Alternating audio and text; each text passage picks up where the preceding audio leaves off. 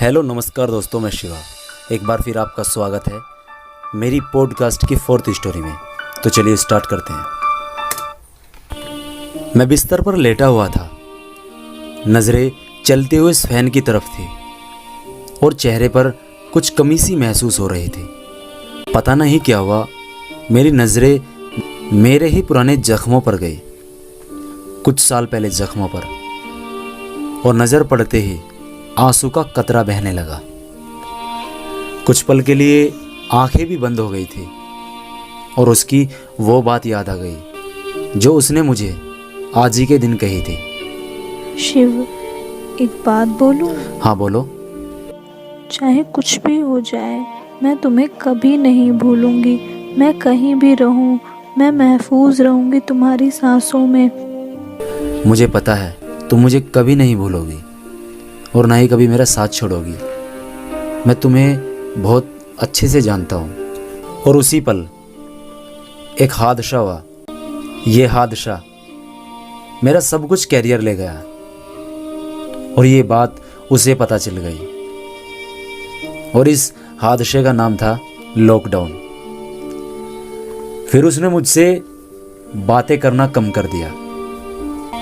मैं हर तरह से पागल सा होता जा रहा था और बस यही सोचता कि ऐसा वो मेरे साथ क्यों कर रही है।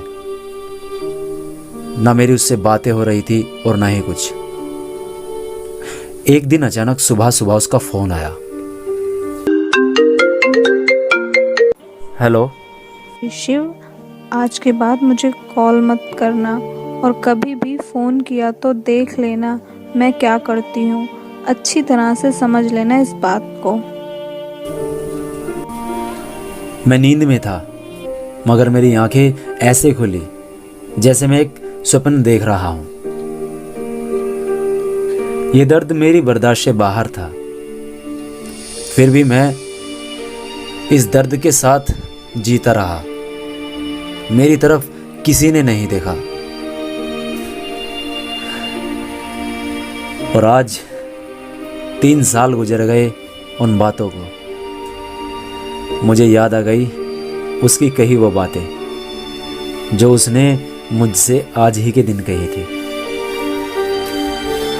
उसके बाद मैंने अपने आप जीना शुरू किया और देखते ही देखते एक कारवां मेरे साथ चलता गया। ये शायद उसी की वजह से हुआ।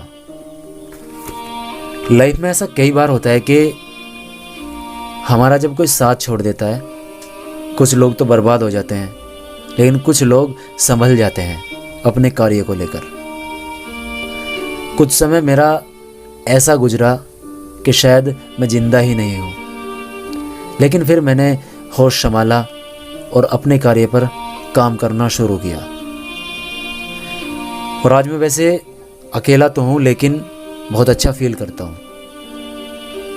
मेरा वक्त सिर्फ मेरे काम के लिए होता है। तो दोस्तों, आपको ये पोस्ट कैसी लगी मुझे कमेंट करके ज़रूर बताना और चैनल को सब्सक्राइब ज़रूर करना। मिलता हूँ ऐसी ही स्टोरी में, तब तक अपना ध्यान रखना। ओके दोस्तों, बाय।